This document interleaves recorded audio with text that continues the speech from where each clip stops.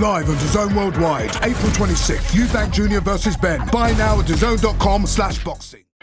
This is Kuhn Cassis for IFLTV. Delighted to be joined by Billy Joe Saunders on the phone. How are you, Bill? Is your signal okay, Coogan? My signal is fine. How is yours? My signal's fine. I just struggled just to hear you there a little bit, but carry on, bro. Can you hear me now? Yeah! Get up. Right, Bill, let's jump straight into it. Obviously, reports from yesterday that you will be overseeing the hand wraps of Chris Eubank Jr. for his fight with Conor Benn. Just talk to me about how this even come about.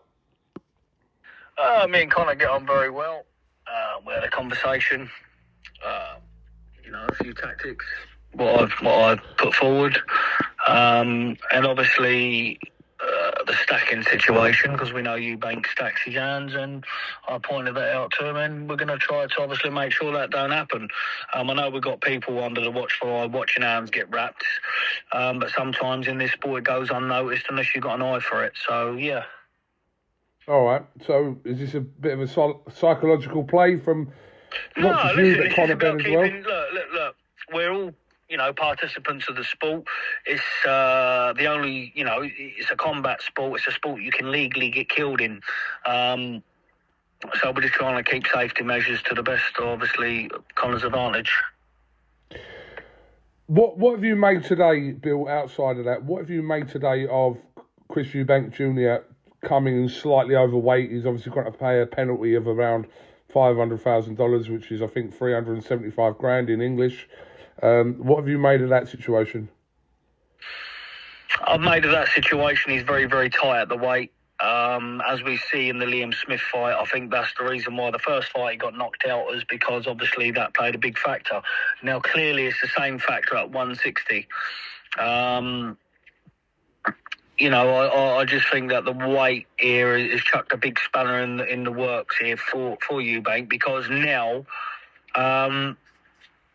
is he gonna be rehydrated with only the £10 gain? He's clearly struggling now. I mean, look, if he rehydrates within fluid alone, he's going to put that on. Let alone he's got to eat his meals, his 3-4 meals, for tomorrow. That's the big killer with something like this. I mean, I know Conor Benn's jumped up 2 weight classes, but however, putting a £7 clause on him, £10 clause on him here with him coming overweight, that's gone in Conor Benn's favour here. Do you think Eubank will make that £10 for tomorrow, which I think that's in the morning at some point? If he goes over that £10 limit, then he's got to pay another fine. Well, he's going to try to make it, obviously. I think that he'll be thinking to himself, look, we'll see how it goes. I don't know what the clause is if he comes in £4, £5, £6 over the 170. I mean, is that more money? I don't know, because I haven't seen the contract. However, it's going to be a struggle for him to maintain the £10 for tomorrow morning. That's facts. Bill, are you certain that there's no issues with you being able to go into the dressing room? Do you think you might be stopped from Team Eubank, or can that happen? Do you know all this stuff, or not yet? I just think that obviously, look, we can all pick someone out. If I'm there and I'm his wrapped inspector from Conor's team, then it's one of them. I don't think there's a lot really he can say about it. Look, they can obviously deny to go into the dressing room and not happy with it, and some other person may go in there. But however, look, I'm there, and he's asked me to do a job, and I certainly will put myself forward and do that for him because he's asked me to, and then we'll go from there. But there shouldn't be no problems because everybody here we're just trying to keep the sport as fair as we can, obviously. I did ask Chris Eubank yesterday about this potential situation of you going into there to check the hand wraps, and he said he doesn't care if it's you or Donald Trump.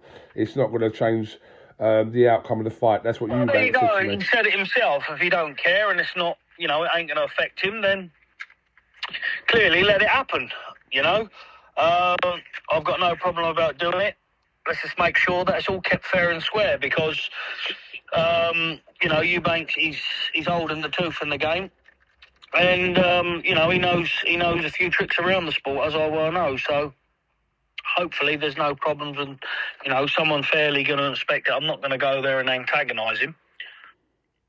Just a quick couple of things before I let you go, Bill. What do you think actually happens tomorrow night at Tottenham? How did you see it playing out?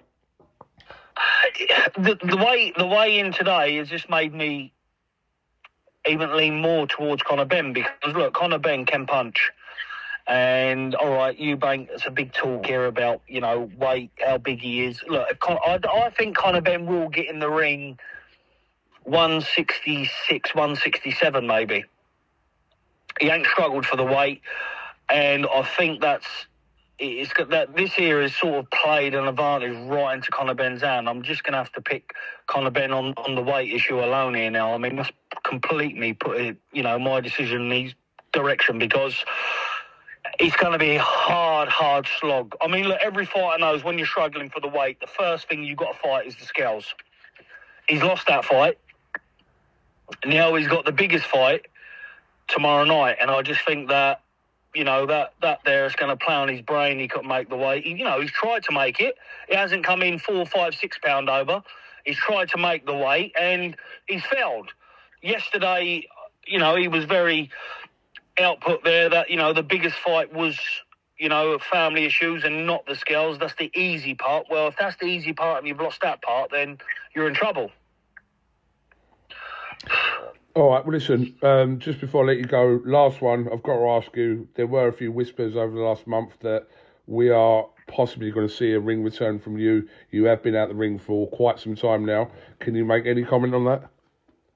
Just, you know, at the moment we're in talks with Frank Warren, and we're going to see where that goes, and depending on, obviously, you know, people's deals and what we can do, and, you know, moving forward, it's certainly that I'm open forward talking, and, you know, we've got another meeting next week, I believe, so I better update more. So if we were betting people, we'll bet on you getting in the ring this year at some point. Oh, I'd say that, you know, you're in for a good shake of the dice of your money, yeah. All right, no problem. Well, Bill, thank you very much for your time. Hopefully we see you tomorrow at Tottenham, which I expect we will, and we'll go from there. See you later, Brown Knob. Cheers, mate. Bye.